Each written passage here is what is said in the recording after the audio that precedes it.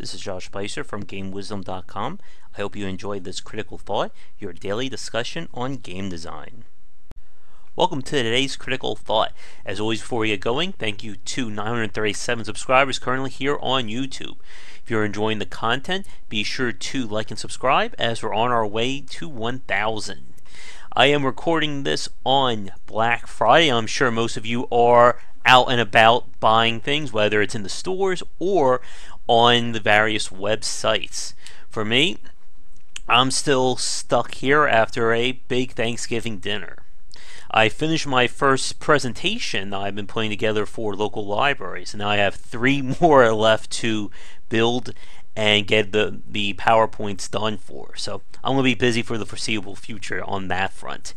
For today's Critical Thought, we're returning to the topic of difficulty. It's one of those topics that we can easily talk about in any number of facets.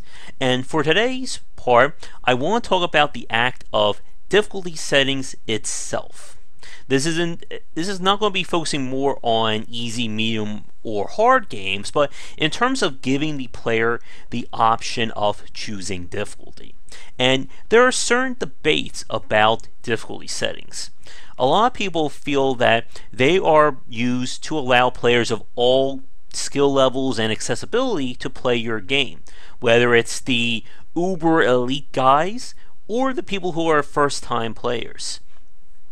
Some people feel that difficulty settings themselves are really more of a crutch, and that the best games are those that are built around a single difficulty and have the design to either help players learn and grow or provide challenges organically through the play. A really good example of this will of course be the Soulsborne series, and before anyone says it, I know some of you are about to comment that the Souls games do have a pseudo difficulty settings in the form of the covenants. Do you bring people into your game? And that is true. These are ways of allowing new players to get through the game, or they're struggling with a boss fight to get through it with a little help. But what we want to focus on with today's Critical Thought is the act of having universal modifiers, or the difficulty settings themselves. And that's where the debate comes in. For me personally, I'm not a fan of most difficulty settings in games. I'm of the opinion that it does seem to hurt the game. If you make the game too easy through a difficulty setting, then the person really isn't getting an experience. And it goes back to the idea that if you're not willing to play the game, why should you be able to see these things?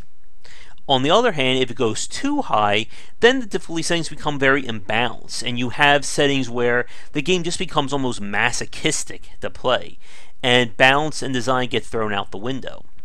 When I play games that do have difficulty settings, I tend to play them either at the highest difficulty or the second highest. Some games have they go, easy, normal, hard, insane, difficult, suicidal, hell on earth, why are you doing this to yourself, what the hell is wrong with you, difficulty.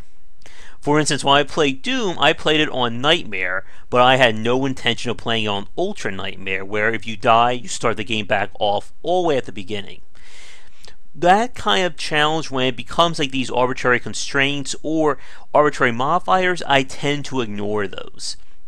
For instance, while I'm playing Soul and Sanctuary, besides playing the game at the normal setting, there are modifiers you can add to spice things up even more, including you're not allowed to block, you're not allowed to use a shield, you're not allowed to use certain weapons, and even just a hardcore mode, you die, you have to start the game back off at the start.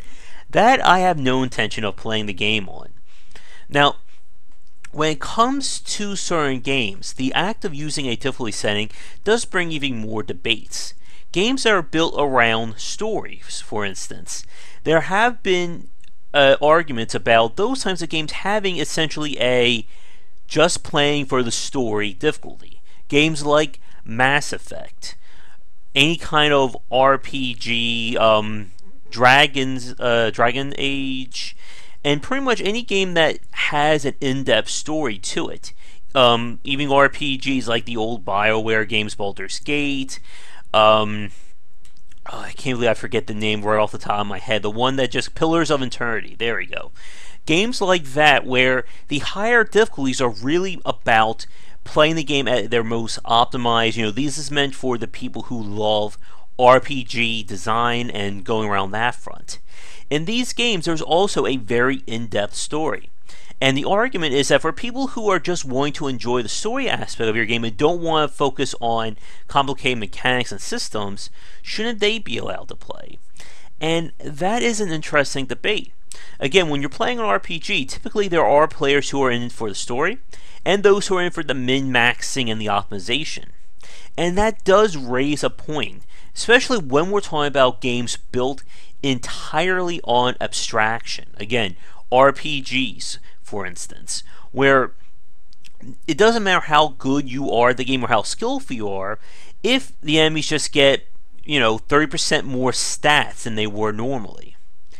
And that does raise that kind of debate. But for me, if the game is going to be focusing on the player's skill as the primary factor, then I'm not a huge fan of difficulties. As a funny aside, I was thinking about this before I started today's thought. Imagine if Nintendo added in difficulty settings. What would a suicidal or insane difficulty be like in a Mario game? And Mario is actually an interesting tangent. As we know, Nintendo has been adding in essentially level skips to some of their recent titles, like Mario Galaxy, Super Mario 3D World, etc., where if you die enough times, the game gives you the option of skipping that level. And you don't get a star for it, you don't get any rewards, it just simply lets you move on to another level. And it's another very interesting point. Some games I've played, you can't do that. I've talked about the games from Zachtronics in the past. Shenzhen IO, TIS-100, Infinifactory, Space Chem, and those are games that are very challenging. They are all about the player learning the rules and the mechanics of the title and then applying that to the challenges. In those games, a difficulty setting would literally not work. And the reason is these games are built on your understanding. Each level or each puzzle basically, tasks you to think better, to become a little bit smarter at the game. Skipping the learning will basically mean that it's going to come back to bite you in the next puzzle, or a few more puzzles down the line, because it's all about a sequential learning of these mechanics and rules. The quicker you learn them, the quicker the game will be. Now, on the flip side of that, the Zachtronics games are very notorious for a player burnout rate, and most players aren't going to finish a game from Zachtronics. I recently, as a bit of a spoiler, I spoke with Zach Barth on an upcoming Perceptive podcast on that very topic, and he knows people leave his games. There's a percentage of people who have not even beaten the first level of a game from Zachtronics, and he knows that the further people play, the more that dropout rate goes, and that's simply because of the challenge of his games. Now, on the other hand of that is a very niche genre. Same thing goes for the Soulsborne series. When we're talking about a AAA game that's meant to play for everyone, and that accessibility, it does raise the question of difficulty settings. Now, like I said, when it comes to this topic, there are a lot of subcategories and areas we can talk about. As you know, if you've listened to previous Perceptive podcasts or previous Critical Thoughts, you know I'm a big fan of adaptive difficulties, where the player is allowed to control the difficulty and adjust things to how they want, and maybe get rewarded in the process. For the 900 Let's Play, when I start doing Bastion, you're going to see that in action. And another popular example I go back to would be games like Kid Icarus Uprising and The World Ends With You. But again, we start talking about that, we'll be here for another 20-30 minutes. When it comes to difficulty settings, you have to be careful of having abstracted systems or rules attached to it. Payday 2 and Killing Floor 2 are examples of this. As you go up higher in difficulty, the designers expect you to have abstracted elements unlocked or in use. For instance, in Payday 2, Overkill and below, you can pretty much play that with any build or even not a build. For Mayhem, Death Wish and 1 down, however, they're expecting you to either be high enough to have a skill tree fully unlocked, or to have fully modded weapons. Now, for players like me who we've been playing from the beginning, that's not an issue. I have a number of builds, and my goodness, I have pretty much a Walmart stock level of mods at this point for my weapons, so that's not a problem. But for new players, they're going to find that no matter how good they are at first-person shooters, they will still be outmatched by the higher enemies and the challenges. We talked about this concept of a breakpoint before, or the exact minimum number of stats that you need to kill an enemy in one shot in Payday, and that's very important. And for new players, they're not going to have that. And the same thing goes for killing floor 2, which I talked about, I think, in 2 critical thoughts ago. In the game, the higher you get in a level in terms of the perks, the higher the damage modifier that you have with your perk weapons. The quicker you can kill an enemy means you'll get more money, which means you'll save on ammo, which lets you upgrade your weapons quicker, which lets you get more kills, which lets you level up faster, and again, that cycle continues. And again, this is all built into the difficulty systems. The game has normal, hard, suicidal, and hell on earth.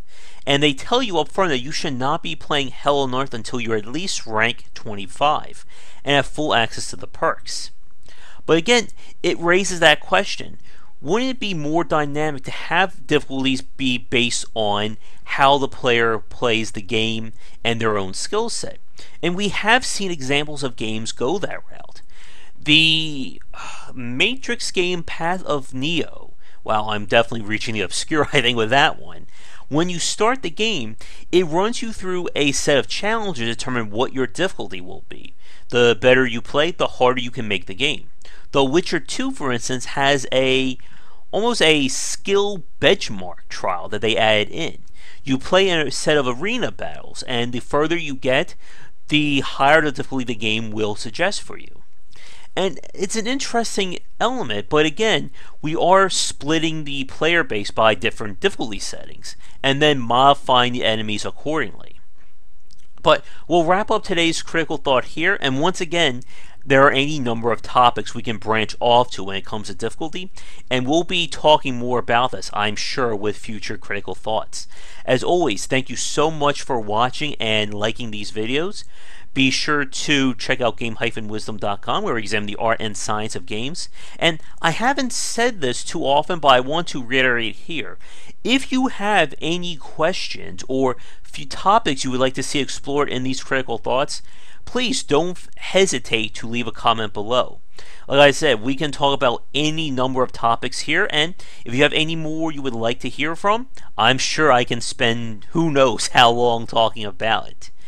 Other than that, as always, be sure to like and subscribe and all that good stuff. And I'm Josh Bycer, once again from GameWisdom.com. Thanks for watching. Hopefully you're still haven't gone broke yet with Black Friday, and we still have Cyber Monday coming up. And I will catch you all next time with another great critical thought and more content on GameWisdom.com. Have a great Friday, and I'll see you all tomorrow. Thank you so much for watching this video. If you enjoy it, be sure to like and subscribe to the channel, and of course share with your friends. It always helps out.